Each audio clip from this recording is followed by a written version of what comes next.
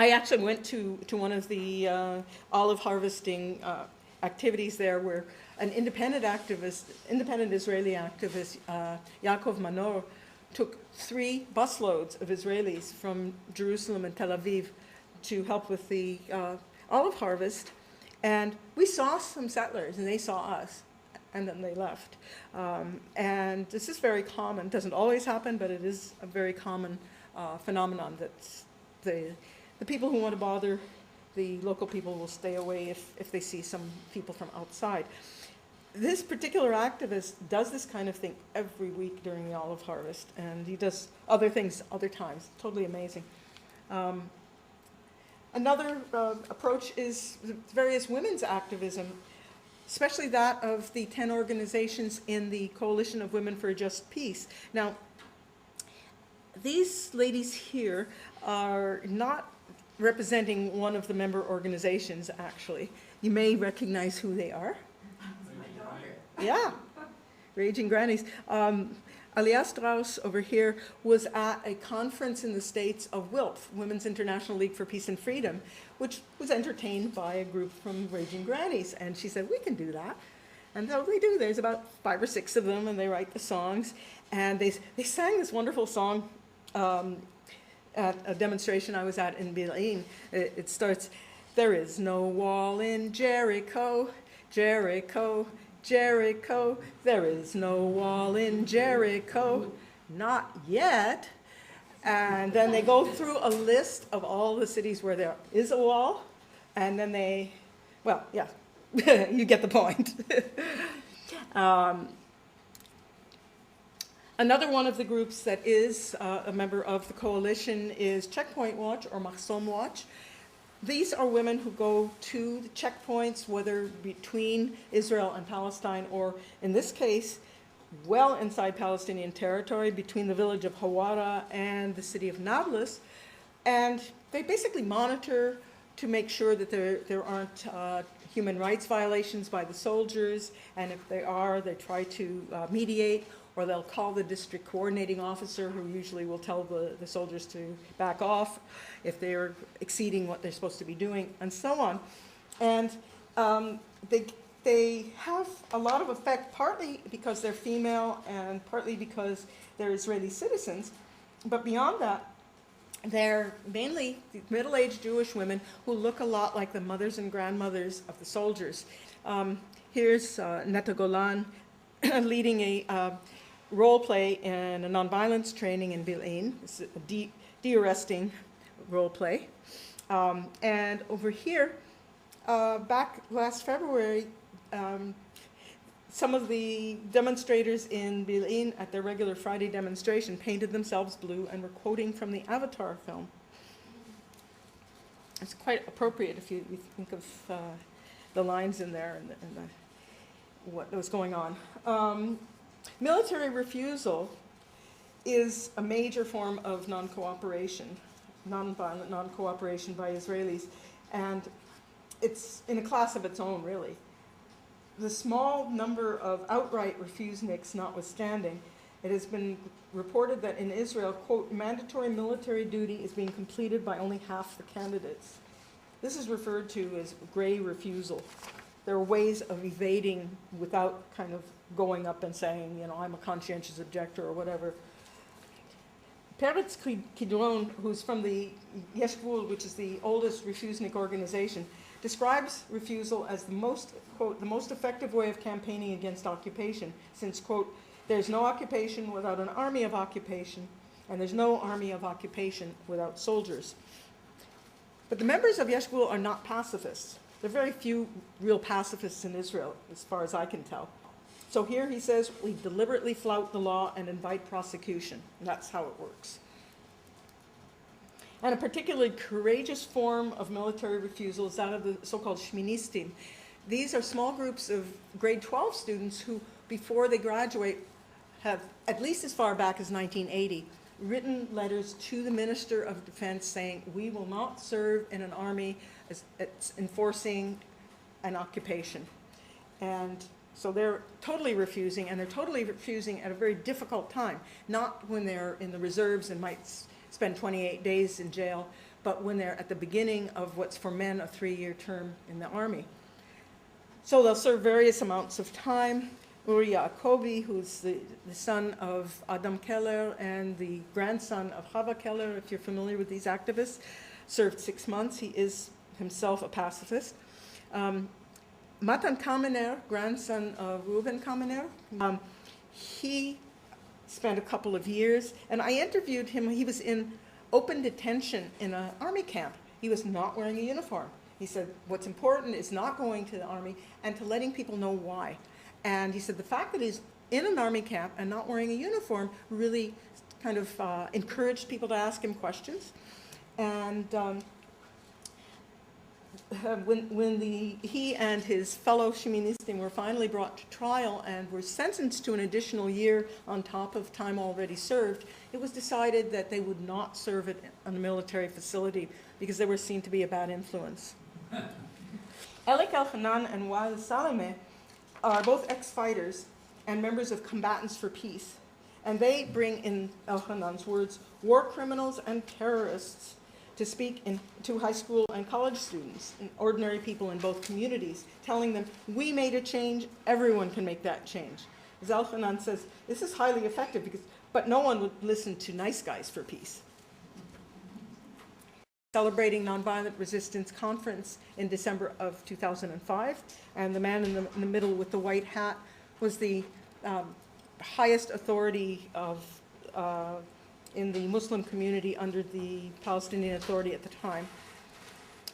And even Hamas representatives have begun to see the effectiveness and worthwhileness of using nonviolence. In fact, since the attack on the Mavi Marmara by the Israeli authorities in last May, are you familiar with that? This was one of the boats. It was a Turkish vessel that was carrying, well, of course, you guys all probably know Kevin Nish, right? Just walked in. Oh, I don't have my glasses on. Hi. At any rate, Aziz Dweik, a leading Hamas lawmaker in the West Bank, is quoted as saying, when we use violence, we help Israel win international support. And the Gaza flotilla has done more for Gaza than 10,000 rockets. In other words, the fact that they were nonviolent, but they were attacked violently. And my Palestinian editorial partner, Hassan Andoni, spoke about the important role in building the nonviolent resistance movement played by activism-oriented organizations such as the Palestinian Center for Rapprochement and ISM, with a commitment to active nonviolent engagement in the struggle. And he challenged the international peace and justice movements to support those who employ a strategy of offensive nonviolent engagement with nonviolent direct action at its core. Now, work inside Israel is also an important part of joint struggle. A lot of people don't feel like going into the quote-unquote enemy territory, or they're not comfortable in the actual actions, but there are a lot of things they can do at home. Things like combating racism and militarism within the borders of the state, sharing accurate information about the situation in the territories, especially by those who do go out there, and I think non-cooperation with the institutions of the occupation from within Israel. Now, a major form of non-cooperation, which has just been made illegal, so this is going to be interesting on my upcoming trip, is support for the Palestinian civil society call for boycott, divestment, and sanctions of 2005. And this is something we can all be part of, both internationals and Israelis. And a crucial feature of the Palestinian call for BDS, boycott, divestment, and sanctions, which people sometimes forget, is its direct appeal to conscientious Israelis to support it. And in fact, there is a group called Boycott from Within, that Netta Golan is part of, that tries to convince the Israeli public that, in fact, the situation must change. And she says convincing the Israeli public to give up the benefits of oppression is impossible, she feels. So we must create a situation where oppression is no longer beneficial. Military refusal is, as I say, currently the major form of non-cooperation by Israelis. But what if Israelis in all walks of life were to follow the example of the military refuseniks by refusing to cooperate with other discriminatory policies of the occupation? So just bringing things a bit up to date, August 19th, showing already some growth in BDS. And really exciting for me, the 27th of August, 53 Israeli actors, writers, and directors refused to perform in a new cultural center in the settlement city of Ariel. 3 days later, there was a statement by more than 150 Israeli academics that they would no longer lecture or work in Jewish settlements in the West Bank. These are people who are the real targets of this anti-BDS legislation. So that was really exciting. And then at that time also, the joint struggle, although it was in some ways not doing as well as I thought it might, it was growing in a new way. And that is that besides being pursued in a number of West Bank villages along the wall, which always had very limited participation by Israelis, there was a neighborhood in East Jerusalem where just then they were just beginning weekly demonstrations, and these are continued now for a year. That's Sheikh Jarrah, and it is part of Jerusalem. It's really easy for Israelis. They feel a lot more comfortable going to Sheikh Jarrah than they do to, say, Bil'in or Budrus or any of these places. And even relatively mainstream names have been seen there, you know, authors like David Grossman and so on. So they have these weekly demonstrations. What's the issue? The issue is that some Jews have come and said, these houses belonged to Jews before 1948. True. But you don't just come and take over something where somebody else has been moved, particularly since nobody is suggesting that all the houses of West Jerusalem that were Arab before 1948 be returned to their owners. So this is, for a lot of people, a really clear discrimination, and they're coming out in droves. So that's an exciting thing. And non-cooperation. This is really getting excited because it's happening. In May of 2010, a writer and longtime activist, I remember her back from the late 80s, Ilana Hammerman, an academic and a writer, smuggled 3 young Palestinian women and their small children into Israel and took them to the beach. She described this day out in an article in the Israeli daily Haaretz, and now she's facing possible prosecution. Lots of people do that kind of thing and have been doing that kind of thing, but they do it on the quiet. She decided to come out and do it in public and take the chance. And it didn't scare people away. 11 more, 2 months later, 11 more Jewish Israeli disobedient women joined her publicly and publicized it and did the same thing. And by August, 600 disobedient Israelis had signed a petition vowing civil disobedience in an attempt to, quote, overturn this immoral law that gives rights to Jews to move freely around while keeping Palestinians imprisoned in their towns and villages. And just a couple of weeks ago, 50 women, about 100 of them Israeli, where they were sitting together discussing other ways they can do civil disobedience.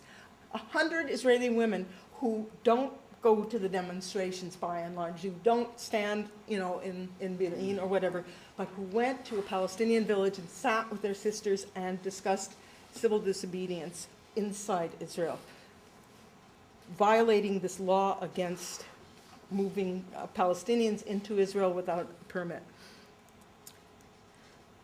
Okay, so one of the people who participated in that made the, I think, very canny comment: the joint nonviolent activity by Palestinians and Israelis against the occupation is presently conceived as the most intimidating threat to the Israeli regime. Could this be the beginning of the end of the multi-tiered Israeli system of oppression, whose downfall prominent BDS activist Omar Barghouti predicts will follow the massive withdrawal of support for Israeli apartheid and occupation? And could this indeed be the beginning of a movement of Israeli nonviolent action, especially multiple forms of non-cooperation inside Israel? So that's the question I leave you with.